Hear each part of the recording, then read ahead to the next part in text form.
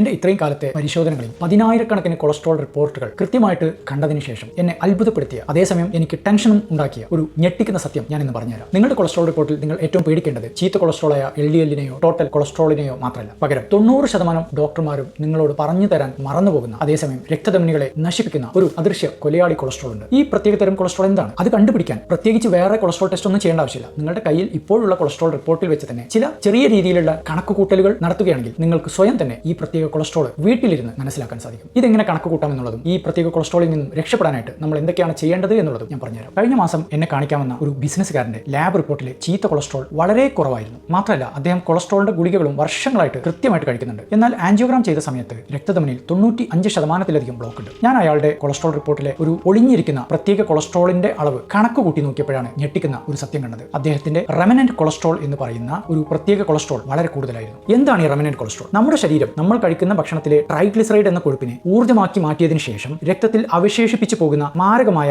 അവശിഷ്ട കൊഴുപ്പാണ് remnant cholesterol. ഇത് സാധാരണ LDL കൊളസ്ട്രോളിനേക്കാൾ വലിപ്പം കൂടിയതും എന്നാൽ കടുത്ത നീർക്കെട്ടുണ്ടാക്കാൻ ശേഷിയുള്ളതുമാണ്. റെമനന്റ് കൊളസ്ട്രോളുകൾ രക്തധമനിയിലെ ഉൾപ്പാളികളായ എൻഡോതീലിയത്തിലേക്ക് നേരിട്ട് തുളച്ചു കയറി വളരെ പെട്ടെന്ന് തന്നെ ബ്ലോക്കുകൾ ഉണ്ടാക്കി മാറ്റും. ഇതിന്റെ ഒരു ഉദാഹരണം ഞാൻ പറഞ്ഞുതരാം. നമ്മുടെ വീട്ടിലെ അഴുക്ക് ചാലിലൂടെ വലിയ അളവിൽ ചെളി കലർന്ന വെള്ളം ഒഴുക്കി വിടുക എന്ന് കരുതുക. അതിനകത്ത് ചെളിവെള്ളം എല്ലാം ഒഴുകി പോയതിനു ശേഷം ആ പൈപ്പിന്റെ അടിത്തട്ടിൽ നോക്കുകയാണെങ്കിൽ കട്ടിയുള്ള കറുത്ത ചെളി അടിഞ്ഞു കൂടിയിട്ടുണ്ടാവും. ഇങ്ങനെ അടിഞ്ഞു കൂടിയ കറുത്ത ചെളി പൈപ്പിനെ ബ്ലോക്ക് ചെയ്യുന്നത് പോലെയാണ് ഈ അവശിഷ്ടമായിട്ടുള്ള റെമനന്റ് കൊളസ്ട്രോൾ നമ്മുടെ ഹൃദയത്തിലെ രക്തധമനികളെ ഉള്ളിൽ നിന്നും ബ്ലോക്കാക്കി കളയുന്നത്. പഠനങ്ങൾ കാണിക്കുന്നത് ഒരു വ്യക്തിയുടെ റെമനന്റ് കൊളസ്ട്രോളിന്റെ അളവ് 30 മുകളിലാണെങ്കിൽ അവരുടെ മറ്റു കൊളസ്ട്രോൾ ഒക്കെ നോർമൽ ആണെങ്കിൽ പോലും അവർക്ക് ഹൃദ്രോഗ സാധ്യത 300% കൂടുതലാണ് എന്നുള്ളതാണ്. ഈ ഒരു അദൃശ്യമായ കൊളസ്ട്രോൾ വില്ലനെ തിരിച്ചറിയാതെ നമ്മൾ നോർമൽ കൊളസ്ട്രോൾ റിപ്പോർട്ടൊക്കെ കണ്ട് ആശ്വസിച്ചിരിക്കുകയാണെങ്കിൽ പതുക്കെ രക്തധമനികൾ കട്ടിപിടിക്കുകയാണ്. കാലക്രമേണ ഹൃദ്രോഗവും സ്ട്രോക്കും സംഭവിക്കുകയും ചെയ്യും. ഇപ്പോൾ നിങ്ങൾ ആലോചിക്കും ഈ കൊളസ്ട്രോൾ ലാബിൽ പോയിട്ട് ഒന്ന് ടെസ്റ്റ് ചെയ്താലോ എന്നുള്ളത്. അതിന്റെ ആവശ്യമില്ല. നിങ്ങളുടെ സാധാരണ കൊളസ്ട്രോൾ റിപ്പോർട്ട് നോക്കി തന്നെ ഈ അദൃശ്യ കൊലയാളിയെ ഒരൊറ്റ സെക്കൻഡ് കൊണ്ട് കണ്ടുപിടിക്കാൻ ഒരു എളുപ്പവഴിയുണ്ട്. അതിനായിട്ട് നിങ്ങൾ ചെയ്യേണ്ടത് നിങ്ങളുടെ കൊളസ്ട്രോൾ റിപ്പോർട്ട് കയ്യിലെടുക്കുക. എന്നിട്ട് ടോട്ടൽ കൊളസ്ട്രോൾ എത്രയെന്ന് നോട്ട് ചെയ്യുക. അതിൽ നിന്ന് LDL എന്ന ചീത്ത കൊളസ്ട്രോളിന്റെ അളവ് മൈനസ് ചെയ്യുക. ഇപ്പോൾ കിട്ടിയ സംഖ്യയിൽ നിന്ന് നല്ല കൊളസ്ട്രോളായ